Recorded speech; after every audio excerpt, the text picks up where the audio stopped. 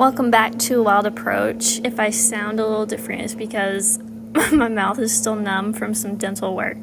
But in the beginning of this, I just wanted to say that this is obedient plant, and I'm not going to pronounce its scientific name while I'm in this condition, but you can look that up. I can put the name on the screen right now, though, so you know how to spell it.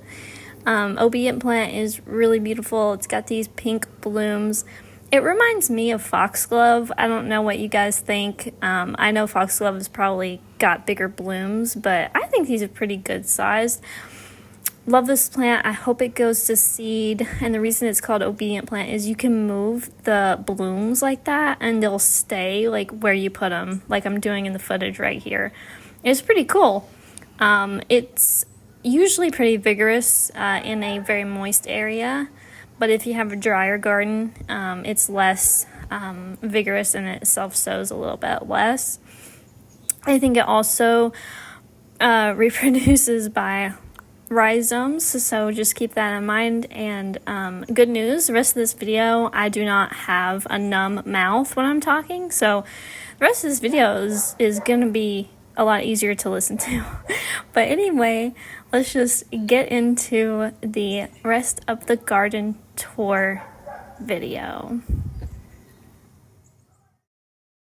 Do you need a short, quick guide to get started in wildlife gardening? Well, turns out I've got just the thing. I just came out with a new free ebook just for you, and it's called A Wild Approach to Gardening 101, and it's available on my website today at macylou.com/shop. It's free, so go check it out. What do you have to lose? Hey guys, can you do me a quick favor, pretty please? Could you hit the like button and the subscribe button under this video? It really helps me know which videos resonate with you guys. Now let's get back to the show. Alright everyone, welcome back to Wild Approach. In today's episode, we're going to be talking about patio garden, side garden, and the rest of the back garden. So first up, I think we already talked about the sassafras tree. So the sassafras tree is turning colors for fall right now. And you can see it's got some orange on it. It's got a little bit of an orange hue on it. And it's looking pretty good. I think it's doing well. It's got new growth on it. Let's see. Like, this is new growth down in here. There's new growth here. And then there's new growth there. That's turning the orange. So before you know it, this will all be a beautiful orange color, I think, if the leaves don't fall off first. But it's about, I don't know, a foot tall, maybe a little bit over a foot tall. And I have it growing at the corner of this path here. So this path leads to the Courtyard Garden. I may have said patio garden. I meant Courtyard Garden. But that's what that looks like.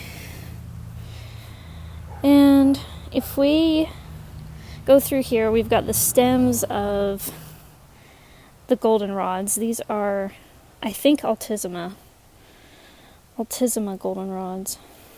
And you can kind of see the end of the stem there. So it's good to leave as many stems and seed heads as you can of things, but sometimes you just have to cut things back. Like, you might have to cut things back to do maintenance. You might have to cut things back to work on a fence. You might have to cut things back to reclaim your pathways. So it's just important to keep in mind that even though it's best to keep as many of your stems and seed heads up as you can for the wildlife, for the birds, for the winter, sometimes you just have to cut things back and you have to create pathways. So this is what I've got currently right here. A lot of the asters are going to seed. The ironweed is going to seed. They are those beautiful purple flowers in the summer. they are going to seed right now, and the birds love these. Red finches, things like that, they eat these. And if we keep going through here, this is the Courtyard Garden. This is one of the newest garden areas. And underneath here, I have green and gold and partridge berry. And the intention is to just have a ground cover underneath this bench. And the green and gold turns a beautiful gold color when it blooms. The blooms are gold. And then the partridge berry gets these little red berries on it. And we've got the hydrangea. It's just a, your typical hydrangea. I might add some native hydrangeas in here. I forget what they're called, but there's some native hydrangeas that do really well in shadier areas. And this is more of the shady side of the courtyard. This is the full sun side of the courtyard. It just doesn't look like it today. So here, you guys, if you watched the other video, you saw that I planted some landsleaf coreopsis here, and New Jersey tea, and switchgrass, and I also planted these phlox. Now this is Phlox amina, or hairy phlox, and if you want to see a bloom, the blooms are really pretty. They're like a pinky purple.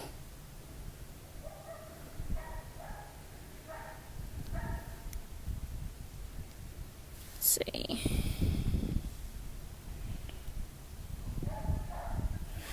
But yeah, they're really pretty. They're like a pinky purple. Didn't really expect them to bloom right now. It's kind of a strange time for them to bloom, but sometimes that happens when you buy new plants from the nursery, and sometimes this has been a weird season. Some of the stuff that I've already got established have been blooming at the wrong time, like my red bud, which I can probably insert a clip of my red bud right now. It has its autumn leaves, and it's blooms when it's only supposed to bloom in spring, but it's currently blooming. So that's strange. And then we've got this crossvine, which is got some dirt on it from just some splashback, watering it, or maybe the rain on the roof of the garage.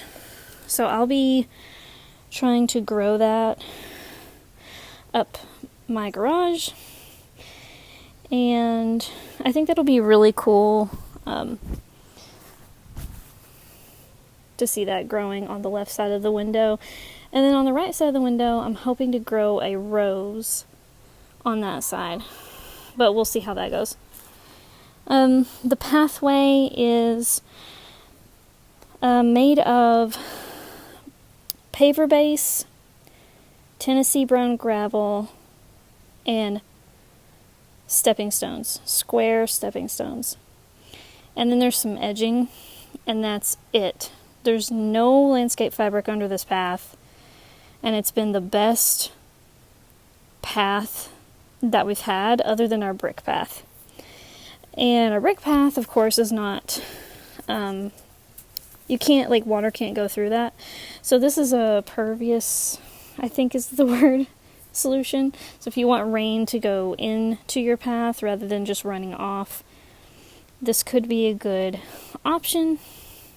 It's not perfect, but weeds do come up, but they're so easy to pull because I don't have landscape fabric under here. I've got a couple inches, maybe 2 or 3 inches of paver base, which is that gray aggregate that you can get for under your pavers. And then on top, I've got this Tennessee brown gravel, and that's it. So when I pull weeds, they're actually really easy to pull. I'll show you. They're so easy. Look at that. So Don't let people tell you that you can't have gravel pathways, because you can. The key, though, is to go against what you see online about using landscape fabric. Don't do that. Just use paper base instead. And it helps that this area is kind of half sun, half shade. It might have a lot more weed pressure in the full sun. Like if you have a 6+ hour sun garden, it's probably going to have a lot more weeds. So keep that in mind. This is more of a half and half. So anyway, if we come down this way,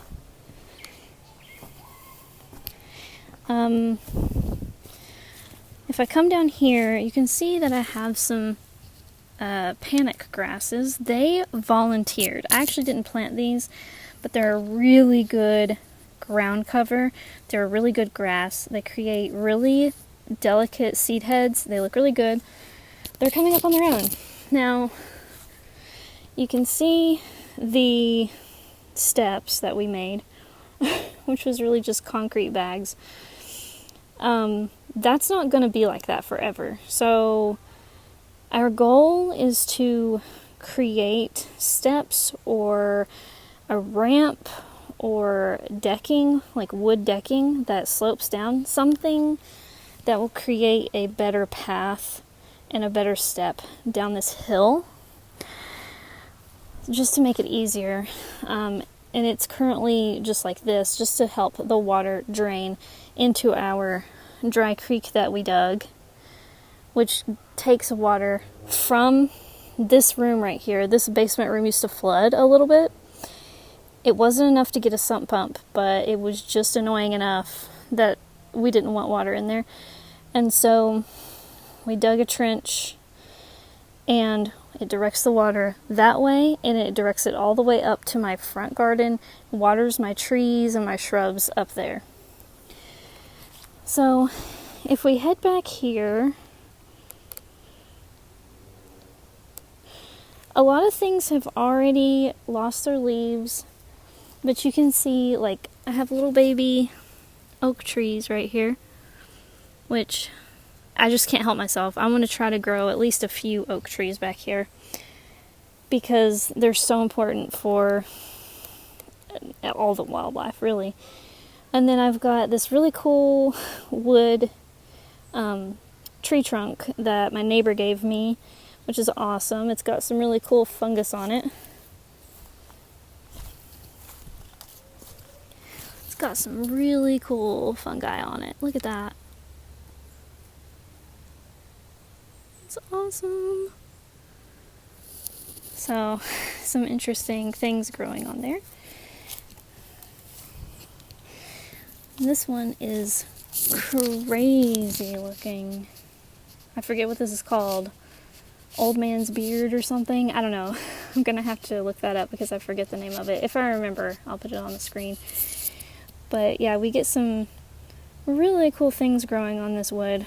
And wood is really good, like dead wood is really good for your garden. It's really good to keep it around. And we've got some cool rocks. And over here, I've got my one of my Tilia trifoliata trees, which is common hop tree. Took me a minute to remember. This is a host plant for the giant swallowtail butterflies. And we've got two of these. We've got one here, and then we've got one on this side right here. And of course they dropped their leaves for the season. And then down here I've got a beautiful Pachysandra, the native Pachysandra. So this one's doing good from what I can tell. The other ones didn't make it. I had 3, I think. They didn't make it, but this one did. And it's my fault, probably, because this area is so difficult to gauge the lighting. I've come to the determination that I think the lighting here is 3 hours of sun to 4 hours of sun. I think. And it also just depends on if there's any trees above them. Because I have these baby trees now, but clearly these baby trees are not big enough to shade this guy more than the 3 hours of sun that it gets. So that's probably why 2 are gone and that one's still there. It's just, maybe it's just getting just the right amount of shade. And the other ones maybe got too much sun. I'm guessing, I'm not really sure. We have a red bud here. Of course, you can't really see it right now. It's just blending in with everything. That's a red bud. And then that's the Tilia trifoliata.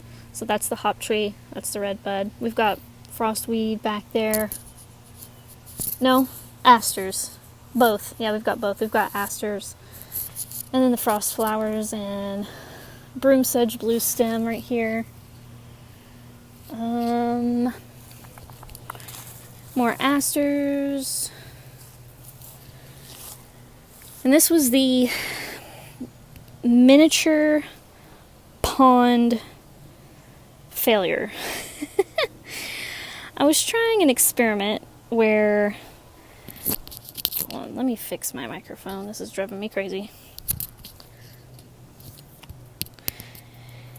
I was trying an experiment where I put an old ice cream tub here, filled it with water to create a miniature wildlife pond. It did not go well. So I dug out the plastic, threw it away, and I just didn't fill the hole back up yet.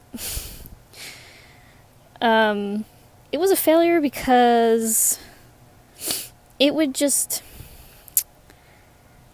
needed topped off too much. It was just a pain to deal with.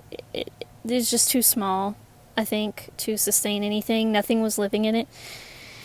And then we've got some broom sedge blue stem here. This is the sassafras that died, guys. So this is sad, but this is the sassafras that died. And I'm not really sure why. I thought I knew why. I thought it was the lighting situation, because my other one is in full sun and it's doing really, really, really great, and this one's in like 3 or 4 hours of sun.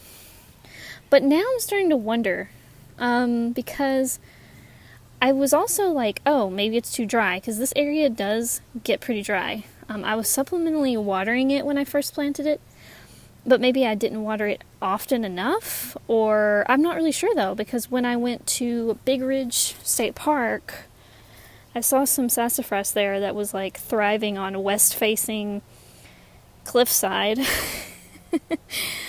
And it was in like the most well-draining sandy soil. It was just the driest condition I could think of. And so I don't know. And it was a small tree, and it was just thriving.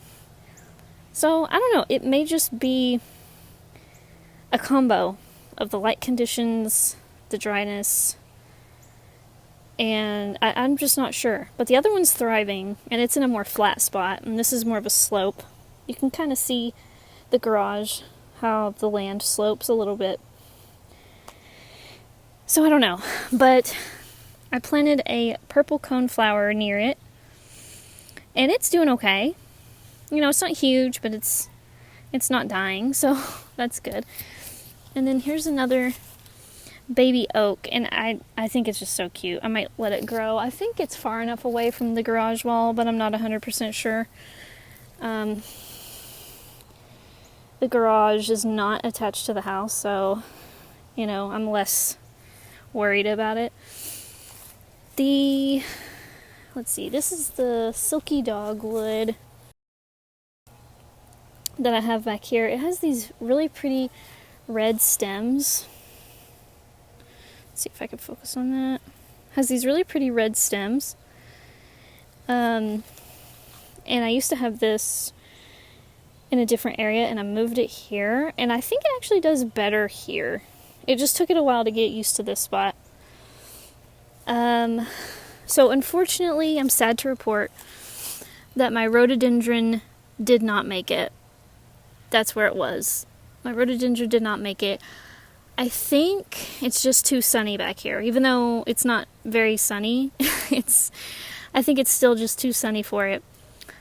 I don't know. Could be a soil issue too, but I thought this was the right soil for it based on when I went to the Red River Gorge. It looked very similar to that soil, so I thought I knew what I was doing there, but I guess not. So here is a redbud tree. There's those little zigzaggy branches, and then you can see here, I've got broom sedge bluestem that volunteers, and I've got pine trees that volunteer from my neighbor's trees, and I'm really excited about that because I don't have a lot of native evergreen trees, and I just think they're really cute, and I know they can get huge, so I'm thinking I might try to keep them trimmed, but we'll just see. I don't know. I also really like tall trees too, so can't really make up my mind. But back here I've got my brush pile for the wildlife. I've got some leaves. I've got broom sedge bluestem. And I have a lot of invasive privets I'm going to have to dig out. Like a lot. Because they're right there. You can kind of see the hangover. So I'm going to be clipping, I'm going to be digging all these up. I do have some baby oaks though, which is good. But I'm going to be clipping these berries off. I think I mentioned that in the last video. Because that's why this problem is here. It's the berries. Anywho, and then this is my new little area where I planted my pipevine vines. My pipevine vines. I planted 2 Aristolochia tomentosa pipevines, and I planted 2 of the Aristolochia macrophylla pipevines. And if you watch my previous videos, you can see the native range for, I don't know if I put the native range for the macrophylla. Hopefully I did. Either way, I'll just go ahead and put the native ranges on the screen right now. Here's the native range for tomentosa. Tomentosa is not native to my county, but it's native to my state. And then here is the native range for macrophylla. Macrophylla is native to my county and my state. So macrophylla is technically the one that I should plant. I'm planting both of these species because I'm just trying to see what works, because I know my garden is tricky to say the least, and I'm not taking a chance, or I'm trying not to take a chance. And I have picked a spot because everything I read says open shade. So I've picked a spot on the north, I think it's northeast. So if I turn this way, that's like north. If I turn that way, that's like west. Okay? So this is like northwest facing. This wall is northwest facing. So hopefully those lighting conditions will be conducive to these vines. If they need to go toward the sun, they can grow that way. Or they can grow up the garage and onto the roof, because I'm cool with that. My husband was a little bit nervous about it, but I was like, it's just the garage. It's not attached to our house, so, YOLO, right? And I also need to get some new chairs for my garden. A lot of my chairs are old, and it's just time to upgrade. So I'm trying to find the right ones. I'm kind of picky. So I will be trying to do that soon-ish, maybe. I do have some other budget items I need to focus on first, though. And some really cool news. This is frost flower, aka frostweed. I think it's Verbicina virginica, if I remember right. And it's good that it's here because it volunteered here. I did not plant this. Came up on its own. The mosquitoes are absolutely attacking me right now. Anyway, it came up on its own, and it's really tall, and it's native, and the butterflies love it, and it's just having a blast doing its thing. My husband helped me put these trellises up, and what you need, if you need to know how to put a trellis on your concrete block walls, all you need to do is get there's two things you might need to get. A concrete compatible drill bit to create a hole in the concrete first, because you want to do some pilot holes, I think is what they're called. Second, you need to get concrete compatible screws, exterior screws for concrete. And that's what we did. The first one we didn't. We had the wrong drill bit, and then we went back to the store and got the right drill bit. So I'm amazed that he was even able to put that one up. And so when we got to this one, we're like, why isn't it working? That one worked. Had the wrong drill bit. Okay, anyways, and I think I already talked about that area over there. There's Eastern Red Cedar, pawpaw, Silky Dogwoods there. Lots of invasive plants in this general area, like non-native honeysuckle, non-native privet, English ivy, things like that. So this is going to be a work in progress for quite some time. This is going to be an ongoing project. But yeah, let's head to the side garden.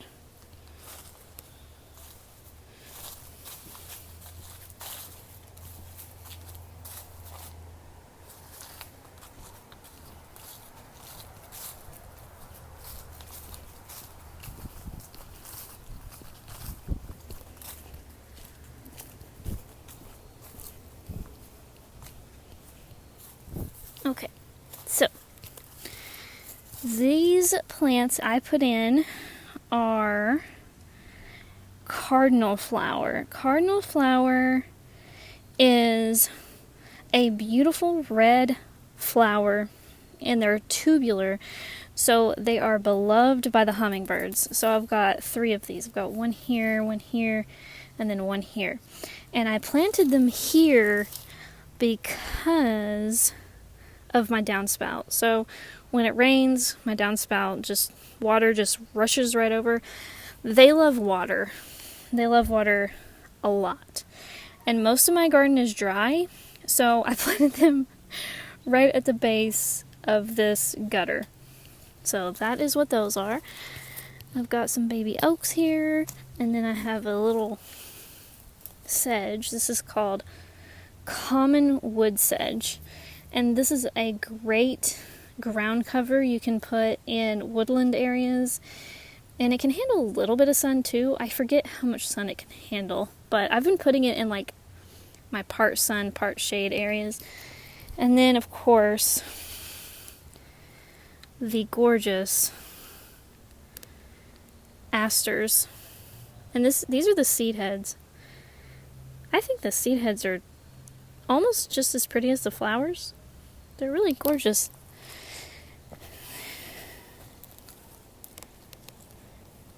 And then we have chokeberry, which is really cute, really pretty little berries. And it also gets this like orangey red fall color.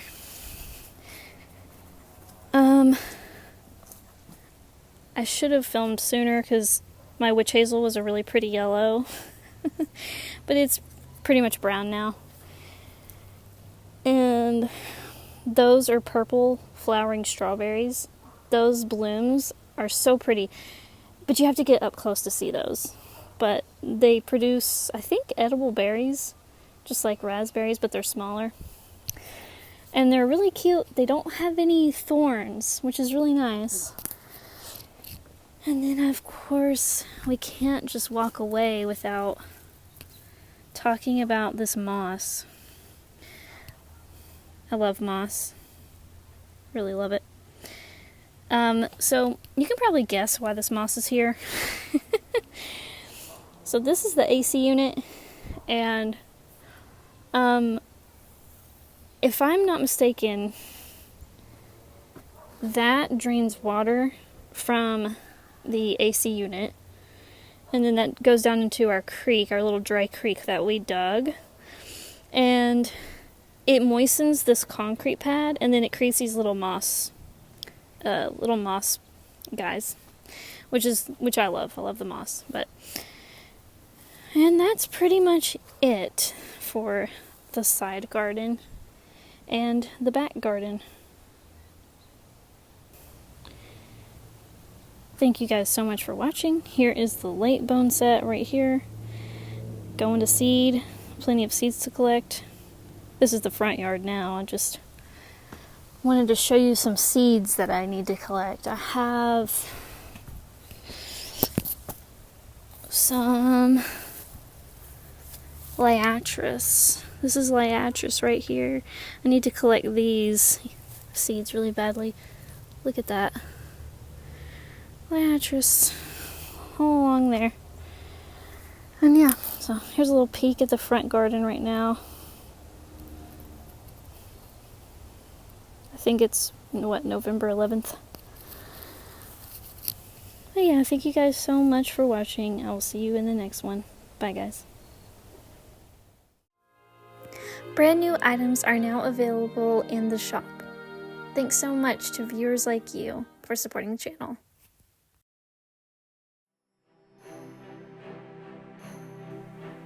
To support the channel, like the video, comment, and subscribe. You can also support my work by buying art from me at macylou.com. Thanks for watching!